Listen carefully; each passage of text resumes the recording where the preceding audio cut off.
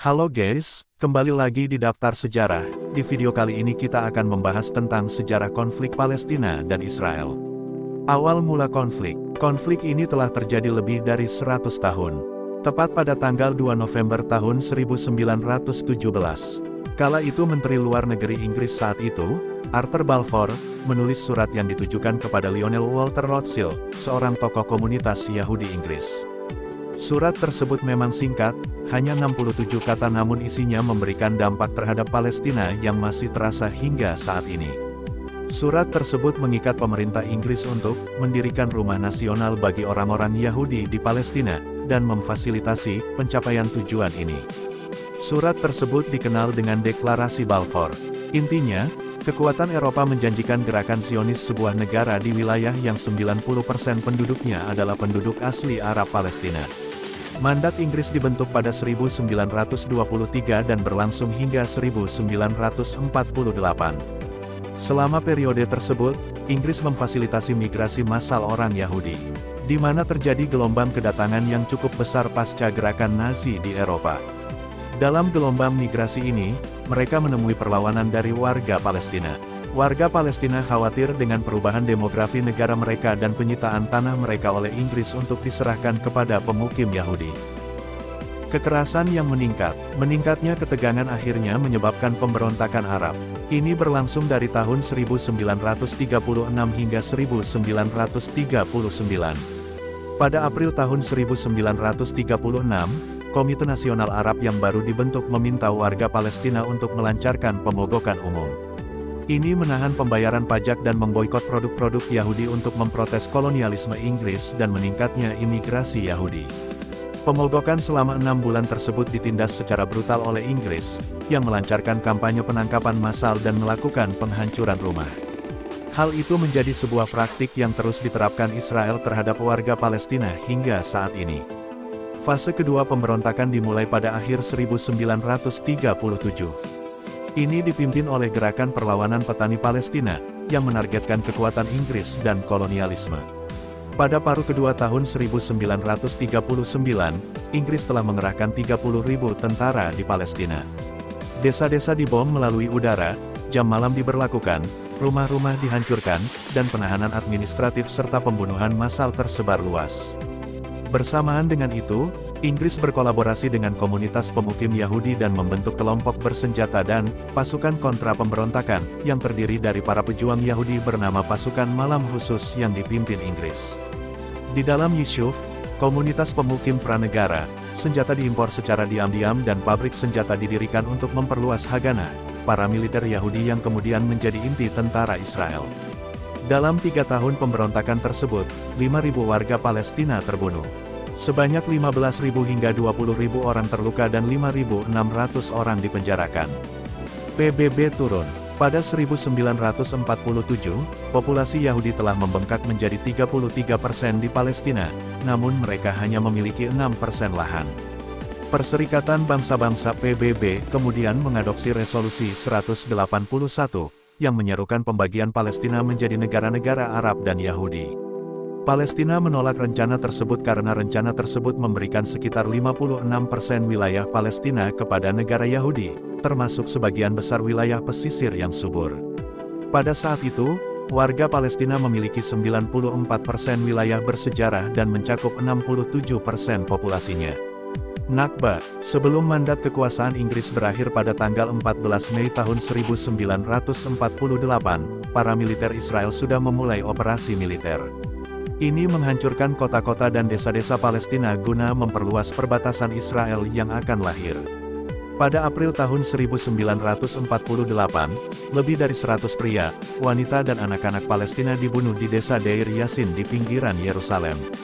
Hal ini menentukan jalannya operasi selanjutnya, dan dari tahun 1947 hingga 1949, lebih dari 500 desa, kota kecil dan besar di Palestina dihancurkan dalam apa yang oleh orang Palestina disebut sebagai Nakba, atau bencana, dalam bahasa Arab.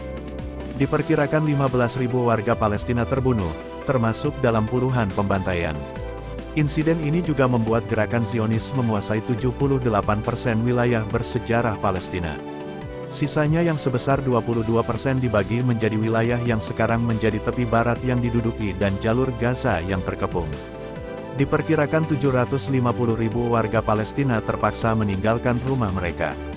Saat ini keturunan mereka hidup sebagai 6 juta pengungsi di 58 kamp pengungsi di seluruh Palestina dan di negara-negara tetangga seperti Lebanon, Suriah, Yordania dan Mesir.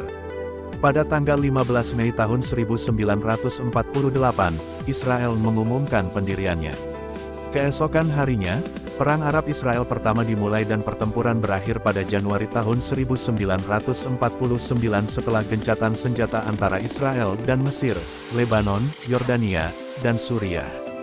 Pada bulan Desember tahun 1948, Majelis Umum PBB mengeluarkan Resolusi 194. Ini menyerukan hak untuk kembali bagi pengungsi Palestina. Pasca Nakba, setidaknya 150.000 warga Palestina tetap tinggal di negara Israel yang baru dibentuk dan hidup di bawah pendudukan militer yang dikontrol ketat selama hampir 20 tahun sebelum mereka akhirnya diberikan kewarganegaraan Israel. Mesir mengambil alih jalur Gaza, dan pada tahun 1950, Yordania memulai pemerintahan administratifnya atas tepi barat. Lalu, pada tahun 1964, Organisasi Pembebasan Palestina (PLO) dibentuk, dan setahun kemudian, Partai Politik Fatah didirikan. Perang 6 hari, pada tanggal 5 Juni tahun 1967, Israel menduduki sisa wilayah bersejarah Palestina, termasuk jalur Gaza, tepi barat, Yerusalem Timur, dataran tinggi Golan Suriah, dan semenanjung Sinai Mesir selama perang 6 hari melawan koalisi tentara Arab. Bagi sebagian warga Palestina, hal ini menyebabkan perpindahan paksa kedua atau Naksa, yang berarti kemunduran dalam bahasa Arab.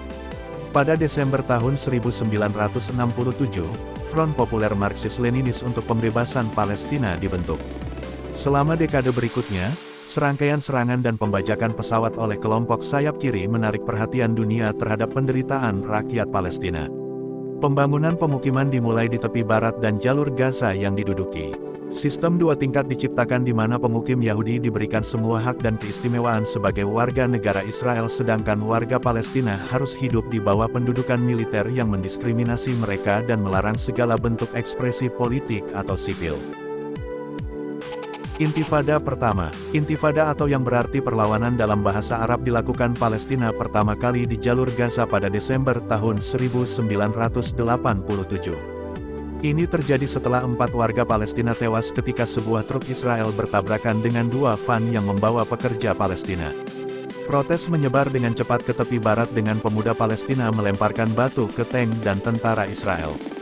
Hal ini juga menyebabkan berdirinya gerakan Hamas, sebuah cabang dari Ikhwanul Muslimin yang terlibat dalam perlawanan bersenjata melawan pendudukan Israel. Respons keras tentara Israel dirangkum dalam kebijakan patah tulang mereka, yang dianjurkan oleh Menteri Pertahanan saat itu, Yitzhak Rabin. Aksi ini mencakup pembunuhan mendadak, penutupan universitas, deportasi aktivis, dan penghancuran rumah. Intifada terutama dilakukan oleh kaum muda dan diarahkan oleh Kepemimpinan Nasional Terpadu Pemberontakan, sebuah koalisi faksi politik Palestina yang berkomitmen untuk mengakhiri pendudukan Israel dan membangun kemerdekaan Palestina. Intifada ditandai dengan mobilisasi rakyat, protes massal, pembangkangan sipil, pemogokan yang terorganisir dengan baik, dan kerja sama komunal. Menurut Organisasi Hak Asasi Manusia Israel B'Tselem, 1070 warga Palestina dibunuh oleh pasukan Israel selama intifada, termasuk 237 anak-anak. Lebih dari 175.000 warga Palestina ditangkap. Intifada juga mendorong komunitas internasional untuk mencari solusi atas konflik tersebut. Perjanjian Oslo. Intifada berakhir dengan penandatanganan Perjanjian Oslo pada tahun 1993 dan pembentukan Otoritas Palestina, PA, sebuah pemerintahan sementara, pemerintahan mandiri terbatas di wilayah pendudukan tepi barat dan jalur Gaza. PLO mengakui Israel berdasarkan solusi dua negara dan secara efektif menandatangani perjanjian yang memberi Israel kendali atas 60% tepi barat, serta sebagian besar sumber daya tanah dan air di wilayah tersebut. PA seharusnya memberi jalan bagi pemerintah Palestina terpilih pertama yang menjalankan negara merdeka di tepi barat dan jalur Gaza dengan ibu kotanya di Yerusalem Timur, namun hal itu tidak pernah terjadi.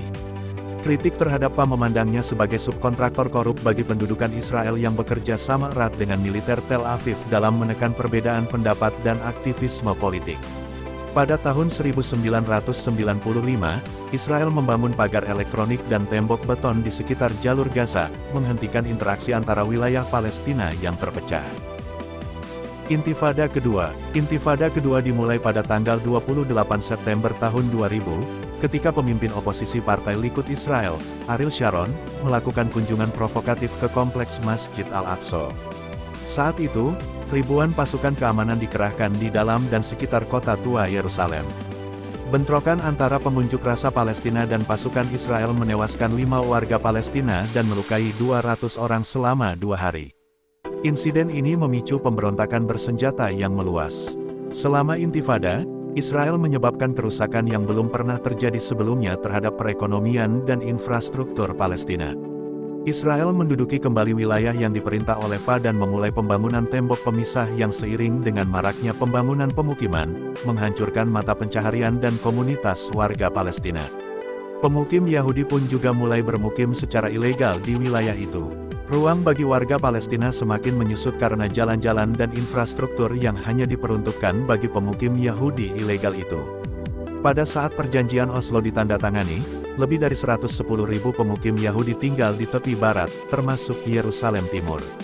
Saat ini, jumlahnya mencapai lebih dari 700.000 orang di lebih dari 100.000 hektar tanah yang diambil alih dari Palestina. Perang Saudara. Pemimpin PLO Yasser Arafat meninggal pada tahun 2004. Setahun kemudian, Intifada kedua berakhir, permukiman Israel di jalur Gaza dibongkar, dan tentara Israel serta 9.000 pemukim meninggalkan daerah kantong tersebut. Setahun kemudian, warga Palestina memberikan suara dalam pemilihan umum untuk pertama kalinya. Hamas memenangkan mayoritas. Namun, pecah perang saudara Fatah-Hamas yang berlangsung berbulan-bulan dan mengakibatkan kematian ratusan warga Palestina. Hamas mengusir Fatah dari jalur Gaza, dan Fatah kembali menguasai sebagian tepi barat.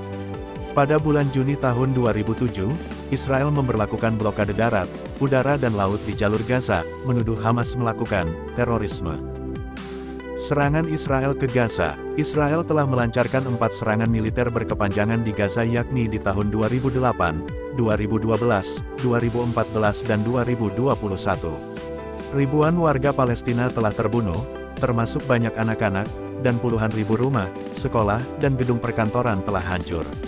Pembangunan kembali hampir mustahil dilakukan karena pengepungan tersebut menghalangi material konstruksi, seperti baja dan semen, mencapai Gaza. Serangan tahun 2008 melibatkan penggunaan senjata yang dilarang secara internasional, seperti gas fosfor. Pada 2014, dalam kurun waktu 50 hari, Israel membunuh lebih dari 2.100 warga Palestina, termasuk 1.462 warga sipil dan hampir 500 anak-anak. Selama serangan tersebut, sekitar 11.000 warga Palestina terluka, 20.000 rumah hancur dan setengah juta orang mengungsi. Tanah Kanaan. Sementara itu, perang memuat kembali munculnya asal-usul Tanah Kanaan. Ini merupakan negara kuno yang memiliki luas wilayah besar, meliputi Lebanon, Suriah, Yordania dan Palestina yang di dalamnya termasuk jalur Gaza dan tepi barat. Britannica mendefinisikannya sebagai wilayah Levan atau Syam. Alkitab sendiri turut menyinggung Tanah Kanaan sebagai tanah perjanjian yang diberikan Tuhan kepada Abraham dan keturunannya. Tanah ini memiliki sejarah yang sangat panjang, bahkan di perbincangan sebelum masa Masehi SM. Penamaan Tanah Kanaan pertama kali muncul di sumber-sumber sejarah peradaban Mesopotamia bertarikh dari abad ke-18 SM. Di sumber prasasti tertulis itu, Kanaan berarti ungu kemerahan. Ini merujuk pada daerah tersebut menjadi penghasil warna ungu. Di masa praaksara, Tanah Kanaan pun sudah ditempati oleh manusia purba jenis Cro-Magnon dan Neandertal yang hidup di zaman Paleolitikum atau 8000 SM 3000 SM. Mereka melakukan aktivitas biasa sesuai perkembangan otaknya, yakni bertani dan membentuk permukiman. Setelahnya dari masa ke masa, mulai dari zaman besi dan perunggu, Tanah Kanaan selalu dihuni oleh manusia. Soal penduduk asli Tanah Kanaan disebut juga sebagai orang Kanaan. Mereka adalah keturunan bangsa Semit yang tinggal dalam kurun 2000 SM 1700 SM. Mereka yang juga dikenal sebagai orang Amori menjadi penduduk mayoritas di tanah itu. Mereka kerap bermigrasi ke barat kini Mesir, lalu ke timur, Jazirah Arab. Namun, di akhir zaman perunggu 1,550 sampai 1,200 SM, terjadi perubahan di tanah Kanaan usai bangsa Mesir memasuki kawasan. Mereka merebut desa-desa orang Kanaan dan mengusir mereka. Ketika terjadi pengusiran inilah, terjadi kebangkitan peradaban. Terkait ini, banyak sejarawan berpendapat inilah awal mula peradaban Israel yang ditandai dengan berdirinya kerajaan Yehuda dan Israel. Setelahnya tanah Kanaan pun semakin ramai dihuni oleh bangsa lain yang sama-sama rukun. Lalu, apakah masih ada keturunan Kanaan di masa kini? Menurut para peneliti, mengutip American Journal of Human Genetics, DNA orang Kanaan, yang diambil dari jejak DNA penduduk Kanaan berusia 3.700 tahun, memiliki kecocokan dengan DNA penduduk Lebanon masa kini. Nah, dan itulah sejarah konflik Palestina dan Israel, dan terima kasih buat kalian yang suka nonton Daftar Sejarah dan jangan lewatkan video-video selanjutnya.